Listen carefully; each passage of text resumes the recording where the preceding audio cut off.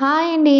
ఈరోజు నేనైతే చుక్కుడుకాయ కొబ్బరి కారం అయితే చేస్తున్నానండి. చాలా సింపుల్.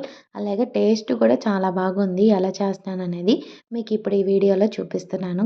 నచ్చితే ఖచ్చితంగా లైక్ చేయండి. ఫస్ట్ ఆయిల్ వేడెక్కిన తర్వాత మనం తాలింపులు వేసుకోవాలి. తాలింపులు వేగిన తర్వాత మనం చిన్నగా కట్ చేసుకున్న ఉల్లిపాయలు కూడా వేసేసుకొని బాగా ఫ్రై చేసుకోవాలండి. దాంట్లోనే 2 పచ్చిమిరపకాయలు అలాగే కొంచెం కరివేపాకు వేసుకొని బాగా తాలింపు పెట్టుకోవాలి. ఇక్కడొచ్చేసి నేను చుక్కుడుకాయలనేది ఉడకబెట్టానండి. కొంచెం ఉప్పేసి ఉడకబెట్టాను. కొంచెం ఆరిన తర్వాత మనం తాలింపులో వేసేసుకోవాలి. ఇంక దీంట్లోనే కొంచెం పసుపు, అలాగే కొంచెం సాల్ట్ కూడా వేసేసుకొని ఒక 2 నిమిషాలు మూత పెట్టి మగ్గనివ్వండి. ఇప్పుడు కొబ్బరి కారం ఎలా చేయాలో మీకు చూపిస్తా. చాలా సింపుల్. ఈ కొబ్బరి కారం మనం వైట్ రైస్‌లో అయినా కలుపుకొని తినొచ్చు. లేపోతే ఏ వెజిటబుల్ అయినా మనం ఫ్రై చేసుకున్నా సరే, ఇలా ఈ కొబ్బరి కారం వేసుకొని ఫ్రై చేసుకున్నా చాలా బావుంటదండి. ఈ కొబ్బరి కారం వచ్చేసి ఎండుమిరపకాయలు, అలాగే ఎండు కొబ్బరి, చున్నుల్లిపాయలు, కొంచెం కల్లుప్పు, కొంచెం జీలకర్ర వేసేసుకొని బాగా మిక్సీ పట్టుకోవాలి. ఈ పొడిని మనం ఫ్రై చేసుకున్న వాటిలో కలుపుకొని తింటే చాలా బావుంటదండి నిజంగా. ఒకసారి ఖచ్చితంగా ట్రై చేయండి.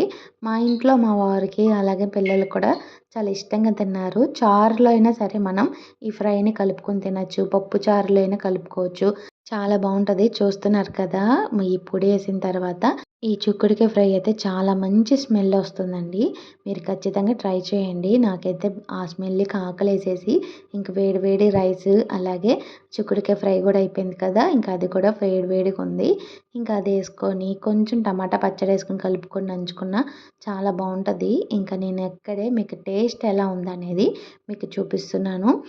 అన్నము అలాగే ఫ్రై అయితే చాలా వేడిగా ఉంది.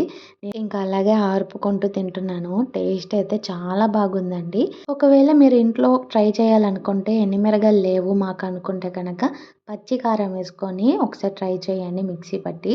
చాలా బావుంటది. ఎండుమిరగాయలు లేదనుకుంటే పచ్చి కారం వేసుకోండి.